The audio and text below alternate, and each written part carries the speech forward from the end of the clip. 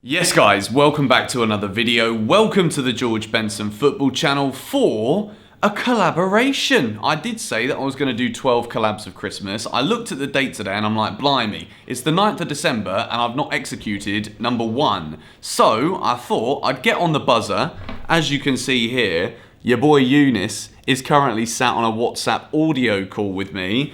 And he's going to be joining me for a tier list video. I know that you guys love the tier lists, and today we're going to be talking January potential transfers. I've done a little bit of digging, found some stories, and I've found some players whose contracts run out next summer who play in positions that Chelsea might be looking to strengthen in. I've not told Younes any of the players. It is brand new news to him, and we're going to decide which tier they go in, and we'd love to hear what you guys have to say in the comments down below. Younes, my man, how the devil are you? Yes, George, I'm lovely, I'm lush, I'm good, mate. How are you? I'm fantastic, although I was a little bit bored that I woke up at 4 o'clock this morning to see Chelsea draw 1-1 with Krasnodar. What did you think about the game, just quickly before we get into anything today? Yeah, you know, I'll take it. As I said, there were positives to that game. The fact that we saw Billy Gilmore play 90, we had Andrew made his full senior debut, we didn't lose. There are positives, you know, we had good rotation, players got rested for the Everton game, so I'll take that. You know, there are other teams that have suffered a lot more and are now no longer in the competition. So we're good. We'll take this. Absolutely. I feel like we're always going to rub salt in the wounds today. I actually made a video over on GBFC 2, which is now live with daily videos. Link in the description. If you're not yet subscribed, what the bloody hell you're waiting for? Whilst you're at it, just pause this video. You can always come back to it. You can go and subscribe to Younes as well. He's on the way to 50,000. Subscribe to Younes. Subscribe to GBFC 2. And we might as well make it a trio of things to do. Hit the like button on today's video. Without any further ado, my man, we've got 5 different categories that these 12 players could potentially be put into. And we've got to come to some kind of agreement, whether that's through mutually understanding that we both agree universally or by arguing with one another as to which tier the individual player goes into. So the 5 tiers are must buy in January, because of course it's coming up, January bloody window, wait till next summer, worth considering, too expensive, and not needed. So, without any further ado, Big Younes, are you ready to rock and roll and rumble? I am, son. I feel like I'm on a game show. This is great. It's a little bit like a game show. I like doing these tier lists, and it's actually so much more fun when I do it with somebody else. So if you guys want to see me do more tier list videos as part of the 12 collabs of Christmas, then let me know in the wee comments below. Player number 1. This one is somebody who we've not necessarily been linked with, but his contract runs out at Paris Saint-Germain next summer. Do you have any idea who it could possibly be? Contract ends at PSG. I am going to PSG. PSG. Oh no, I'm not sure then. You're not sure? Well, he goes by the name of Julian, and he goes by the surname of Draxler, 27 years of age. What are we saying? Julian Draxler, what kind of player do you think he is? And do you think he's the kind of player that Chelsea could need? Could we see him go out on the wings? He's predominantly an attacking midfielder, but we are in dire need of wingers. Is it worth putting in a bid? I'm not entirely sure. Simply because, don't get me wrong, he's a great player. He's fantastic. In terms of playing as a winger, yes, that would be great. But that isn't his main position, is it? He is an attacking mid. We have so many options with midfield at the moment. We are so stacked, it's ridiculous. I would say in terms of midfield, we are the most stacked team in the Premier League, hands down. So Draxler would be great. Don't get me wrong. His age is fantastic as well. He's 27, so, you know, it would be nice, only if he were to come in as a winger, and I don't think he would. So that's where my concern is. Remind me, what are your categories again? We got must buy in January, wait till summer, worth considering, too expensive, and not needed. Worth considering. I would agree. I think he's a very good player. It's just, if we get more players that want to play in like a number 10 role, then we are literally shooting ourselves in the foot because we've got so many midfielders, as Younes said. So, worth considering. I was almost going to say not needed, but for the sake of not making this a 45-minute video, I'm just going to say worth considering. We are in universal agreement for this one. Let's move into another player who we have actually in fact been linked with, and I mentioned it in a Chelsea News video the other day, but similarly to Julian Draxler, Paulo Dybala. You know what's funny? I saw this pop up yesterday. I was doing a stream and a watch along to the game, and I had a couple of comments come in and say Dybala, because Juventus were winning at Barcelona, and I thought, oh, you know what, Dybala? You wouldn't say no to Dybala. You just wouldn't. But again, if he were to come in, who makes way?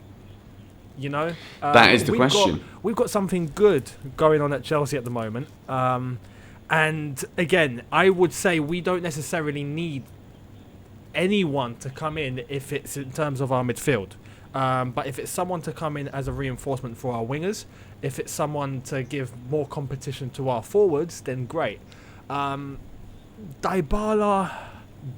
I would say, you know, wait till summer possibly, or worth considering. I do want to lean more towards worth considering, because again, that's someone that we don't necessarily need, but if he were to come in as a winger, then I would definitely consider. Yeah, I think the big thing with Dybala would be the wages. I think his demands would kind of be against the grain of what we've currently got at the club, which we know we've just made big money signings, such as Havertz, who's come in and he's on pretty big wages. But I think Dybala, because he's that bit more established, he's 26 years old, I feel as though his demands would kind of unsettle the team, because I don't actually think he's maybe a better player than, say, a Kai Havertz. And I know Havertz at the moment isn't kind of, you know, he's not setting the world alight at Chelsea right now yet.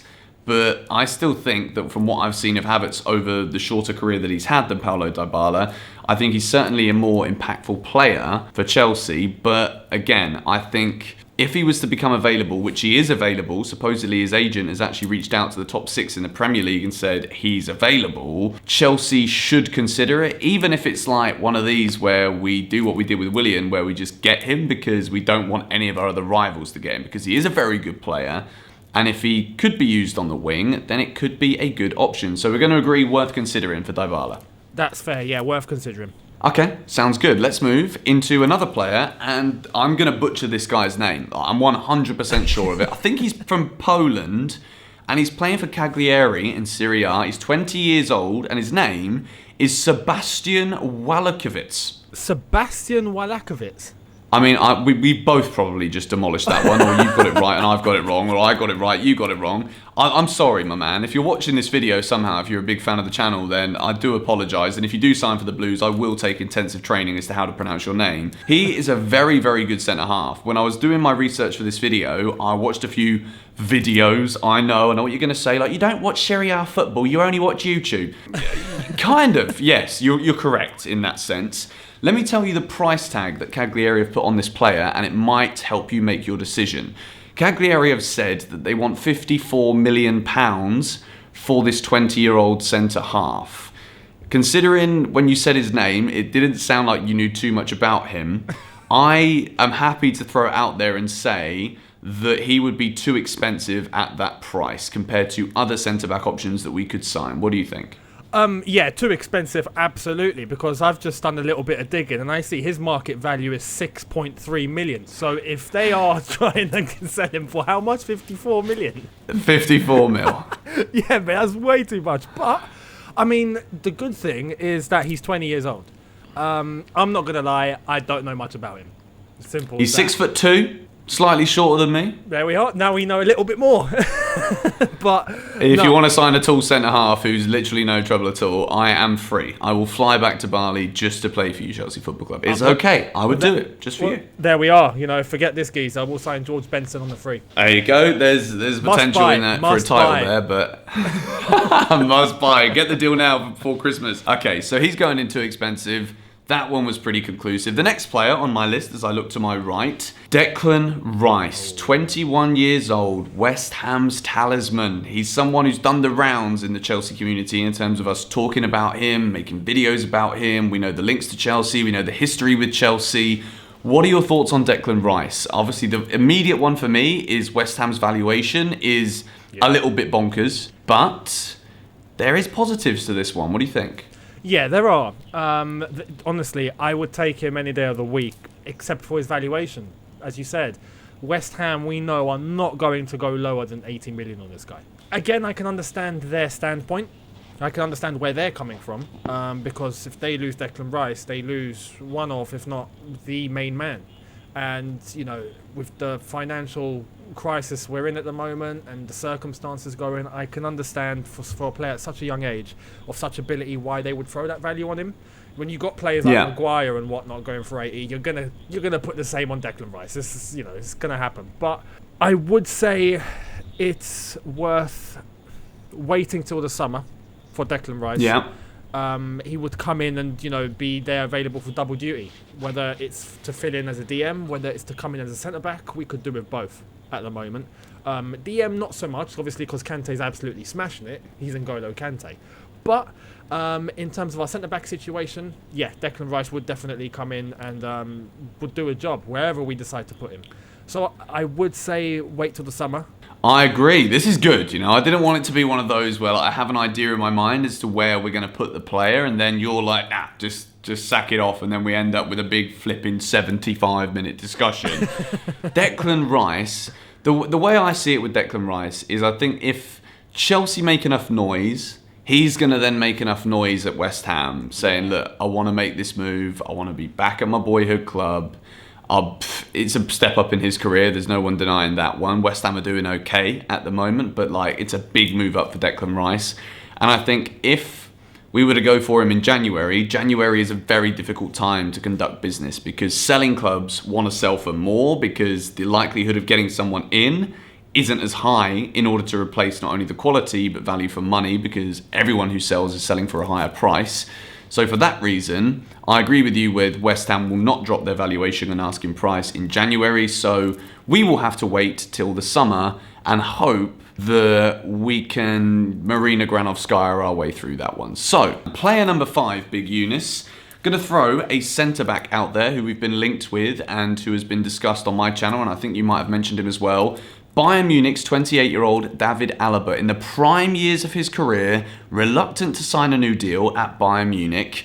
Alaba would be available for a cutthroat price, considering he is one of the top defenders in the world still. What are your thoughts on this one? I won't say what I think just yet, but I'd love to hear what you've got to say. I mean, technically on this, we have to wait till the summer, because getting him in January is impossible. It's not impossible, but his contract ends, near towards the summer. So we'll wait till the summer on that one. However, at the same time, that's a must-buy. Absolutely. Alaba on a free is incredible. And I know his wage demands will be a little bit high, but that makes up for him coming on a free. It's not a problem, If he asks for 280, we can try and, sweeten him up and give him 250 or something.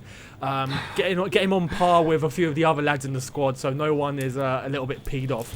And, yeah, Alaba on a free transfer would be ridiculous. As a centre-back, class, can fill in as a left-back. So if we ever need to rotate with Ben Chilwell, we don't feel Emerson is up to it, even though he's been playing all right lately. Alaba just fits in. Lovely. And with his experience, he's got that winning mentality. He's been part of such a winning squad for quite a few years. He's been one of the cornerstones of that Bayern Munich team. To get someone like that at 28 years old on a free transfer is not just a must-buy, it's illegal not to. So if you want to come up with a new category, illegal not to, you can stick Alaba in there. Illegal not to would have been a good one. Unfortunately, I've already told my graphic designer that these categories are going to happen, and I think he'll kill me if I decide to change it now.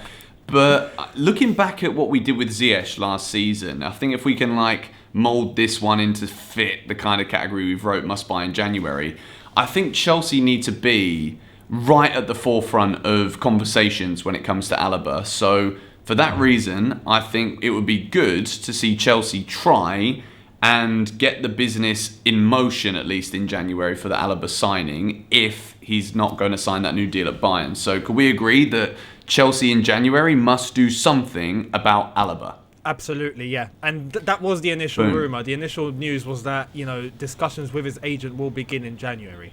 Because that's when he's allowed to sign a pre-contract with any club, with the fact that his deal was running out near towards the summer. So, yeah, absolutely. Start discussions in January. Get it in motion in summer, get his signature on the dotted line. Thank you very much. See you later, Bayern Munich. Welcome to Chelsea. I mean, that was pretty much conclusive, if ever there was one. Sticking with the centre-back theme, Younes is the man. He's getting me hyped today after the most boring draw last night. Player number 6, sticking with centre-backs. His contract is looking like it's not going to be renewed at Real Madrid. We're talking about 34-year-old Sergio Ramos. We've just seen Thiago Silva come in at Chelsea, take the Premier League and Chelsea Football Club by storm.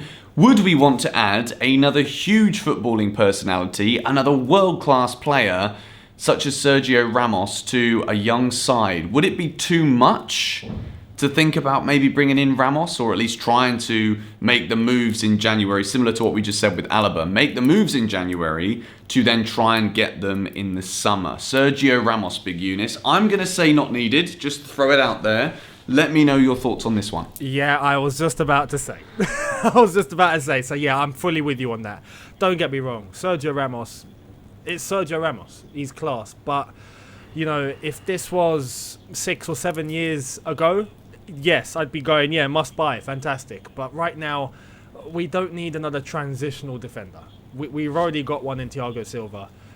That's what we got him in for, to fill in, and he's doing a fantastic job. And it looks like he's going to get extended one more year. So, you know, that's our transition. When Thiago Silva steps out of the way, that's when we look to other central defenders, whether it's going to be Alaba that comes in, whether it's going to be Declan Rice, whether it's going to be Malang Sarr that comes back from loan and features in the first team, whether Mbuyamba is going to come up from the development squad that we bought from Barcelona. Tomori, is he going to get a shot? You know, there are young defenders there waiting in motion that we can just bring in and, you know, really think for the future.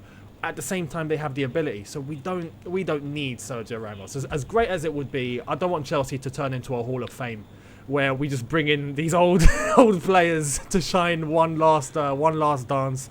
Yeah, not needed for me. Even though top quality defender, but not needed. That's good enough for me as well. Let's move back into an attacking player who can play as a striker or on the right wing.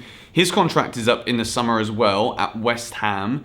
I am talking about 30-year-old Michail Antonio. Do you think Chelsea should be making some waves to get in a player like Antonio? He's got a pretty good record at West Ham recently.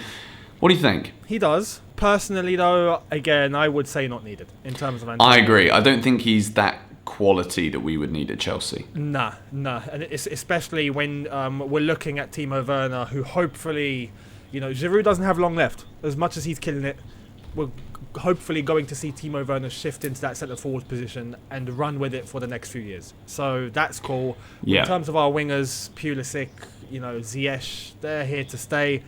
We got Hudson-Odoi. Hopefully he's going to get into the mould of things. And, you know, if we do end up getting another winger in, great. But Antonio, yeah, we don't need. We don't need.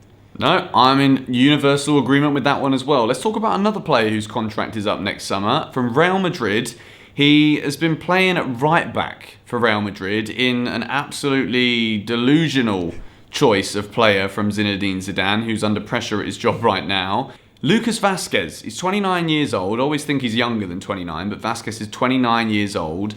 Definitely is a winger, not so much a right back. Chelsea need a right winger. Would Lucas Vazquez be a player from Real Madrid that you would try and consider? Considering we've got a good business relationship right now with Real Madrid, with the sale of Eden Hazard. They're obviously probably not happy with that, but they were happy when it happened. But Lucas Vazquez, is that a player that you would consider? I would consider, yeah. I would say worth considering. Just for the fact that he plays on the right side. You know, we, as you said, we do need a right winger would be good. Or at least someone that can play on either side of the wing. When you look at our injuries at the moment, where it's unfortunately come to Ziyech and Hudson-Odoi now being both out for 2 weeks, you know, we've only got Pulisic left. And now we really have to experiment. And this is where you don't want to be in this situation. So someone like Vazquez that I reckon could be fairly cheap. You know, not too expensive. Absolute turmoil at Real Madrid, as you said, with Zidane and what he's trying to do. I think he's trying every single combination he can just to try and save his job at the moment. You could tell he's desperate. Yeah. He's clutching at straws, as we'd say. Exactly that. Yeah, exactly that. So I would say Vazquez, in terms of the situation Real Madrid are in, could more than likely be interested. If a move were to come in for Chelsea, he would probably try and push it. So that should help with our fee. At 30 years old, would be a good temporary solution, just as backup. So I would consider, I'd say worth considering. I would consider that one as well. Let us know, of course, in the comments with all of these players. Send it in as to what tier you would put them in and leave a comment down below. The next player we're going to look at is a player that Chelsea have been linked with, and he said that he would love to have played with Frank Lampard. He's currently at Atletico Madrid, so a move in January will be very unlikely considering Atletico are looking good, nailed on at the moment for a title challenge in La Liga. Gimenez, another centre-back. It's a position that we know we want to strengthen in. He's 24 years old. He's a very, very good player. Would be pretty expensive, but do you think this is one? I personally think this is a transfer that we should try and pursue next summer. Atletico will not sell to us in January, but he's a very good quality centre-back, and I think as a long-term replacement to Thiago Silva, with him and Zuma at the back, I feel like that could be one of the tastiest centre-back partnerships in the league. What are your thoughts? Yeah, I agree. Jimenez, just the fact that he has hyped it up himself and said good things about Lampard and said good things about Chelsea, you just know deep down he's thinking, oh, please come for me. Yeah. Please come and get me. For sure. The only thing, and as much as I would say must buy, right, I would probably say wait till the summer, because obviously January cannot happen. But my concern, I have two little concerns. One is that he has a record of being injury prone. Now I'm hoping that, obviously he hasn't been injured in a little while, I would say. So hopefully that's okay, and if he were to come to Chelsea, we'd look after him well. Secondly, his release clause is ridiculous. And it is quite expensive. So I think it's in the region of 103 or 109 million, if I'm not mistaken. That's ridiculous. It's a bit mad. If we can try and, get Atletico to get rid of that release clause or to try and negotiate something a lot less, then cool. I would say wait till the summer. But if that release clause is still there and Atletico don't budge, it's too expensive. But for now, because we don't know, I would say wait till the summer. Because I would say wait till the summer too. Yeah, I think it's one of those where the release clause is the release clause, but then the player pushes to move, and Atletico, good sales relationship with Chelsea, it could be a pretty decent price if Marina Granovskaya works her magic. So we move into the final three, and I'm aware that this is a very long video, so thank you guys for watching this long. Memphis Depay, his contract is coming up at Lyon. He's been linked heavily with Manchester City. Would you consider Memphis? He's a very good player, but it didn't quite work for him in the Premier League. He can play as a striker or a winger. Memphis Depay, Big Younes. What are your thoughts? Yeah, Depay. I've got weird things about Depay because at Man United, as you said, he wasn't. He didn't set the whole room on fire, did he? It wasn't something magnificent, but he's gone to Lyon and he's done really well there. Now, some would obviously say, well, the French league, different gravy to the Premier League. It's not anywhere close. You could argue that with the Champions League semi-finalists last season. But Depay, my concern would be if he were to come to Chelsea, would he keep that level? Would he stay consistent? Or would he drop again, just like he played at Man United? That's my only concern. Yeah. The fact he's quite young, 26, and a good left winger. It's a position where I would say we need to reinforce and give some backup to, which would be great. But one, would he settle for being a backup? And two, would he really, light the place up, as I said? And would he really do as well as he's doing at Lyon? So I would say possibly worth considering, but I'm not entirely sold on him. Well, if you're not entirely sold, then I'd go with not needed, because when I look at the first team players, if I was to pick my strongest Chelsea squad, Pulisic would be on the left, and Hakim Ziyech should be on the right. And for me, Depay doesn't take either of those places. No way. From what you said about him not wanting to be like a bit part player or like Hudson-Odoi is at the moment, he's not at 26 years old going to come in and take that role. So for me, I'm happy to put him in not needed. Can we agree on that one? Cool. Stick him there. So we've got two players left, both of which are currently playing in the Premier League, and I've saved the most probably debatable one till last, but player number 11 is Ben White of Brighton. Very, very good centre-half. He's still very young, playing in the Premier League currently as well. Could this be a player that we could actually make a bid for in January to bring into the squad? And do you think we actually need to bring in a centre-back as a priority in January, or do you think we've got enough cover at least until the end of the season? Ben White from Brighton, Younes, talk me through it. No, I think for January we're good. I think it's the summer where we need to look at where we need to reinforce. Centre back is a position where we do need to look at for sure. But we have the options. Ben White, very, very good defender and still young. He would relish a challenge. And I think that, we haven't seen the best of him yet. And I know he's been doing well at Brighton.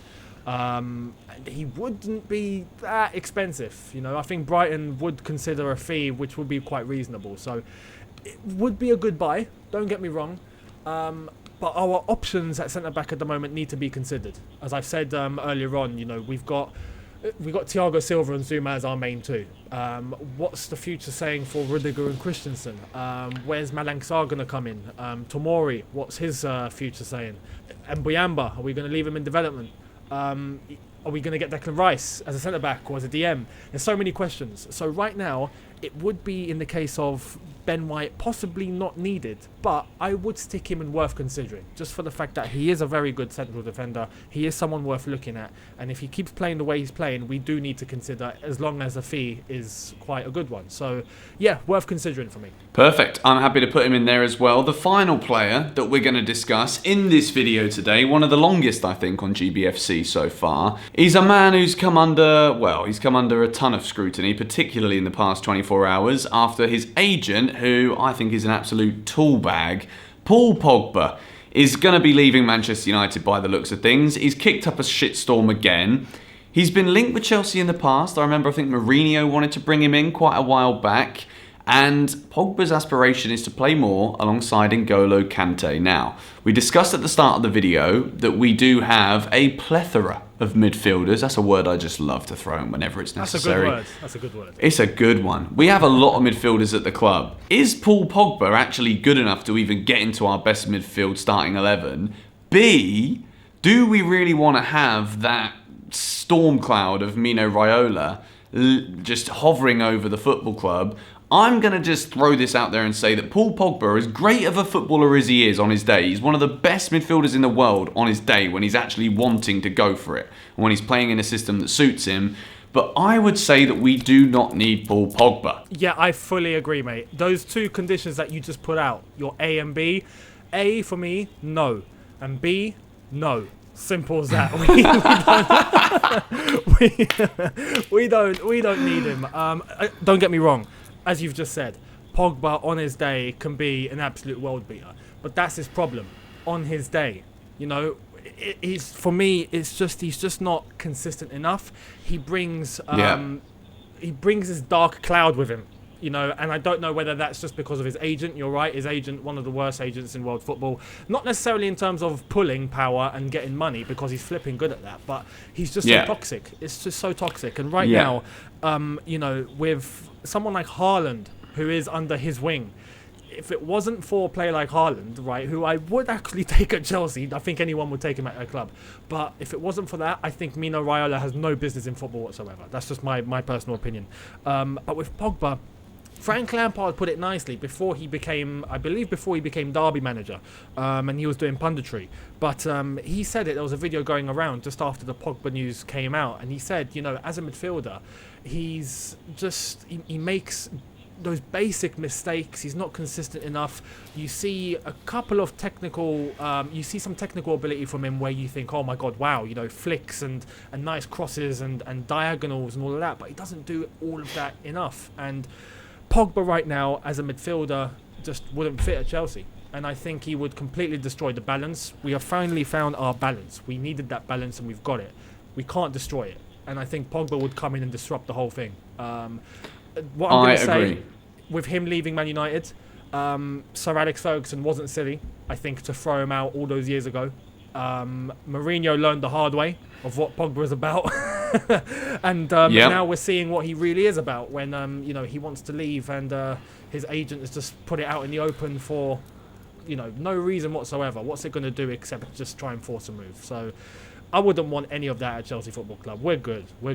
And that is an incredible luxury, to be able to sit here and say that we both would decline the opportunity to buy Paul Pogba. However, you did mention Erling Haaland, and I don't want us to talk about it too much because this is a bloody long video, but I'm pretty sure we can agree that if Haaland wants to leave Dortmund next summer, Chelsea, regardless of whether we got Timo Werner, Pulisic, Tammy Abraham, Giroud still going, we have to try and at least go for Erling Haaland. That is just an absolute no-brainer in my opinion. The kid's going to be the best striker in the world in a couple of years when the two goats of the game decide that they want to hang up their boots. So I'm just going to, myself, without even considering Younes' opinion here, I'm going to put him in the wait until the summer. We have to at least go for him. You know, if he wanted to play with Frank Lampard, and unfortunately he was just a wee child at the time of Frank Lampard being a professional footballer. So he is a phenomenal player, and we'd have to be in for him. So I'm going to put him there myself. Younes, thank you so much for being on this video. I have thoroughly enjoyed doing this. I think this is going to go down quite nicely.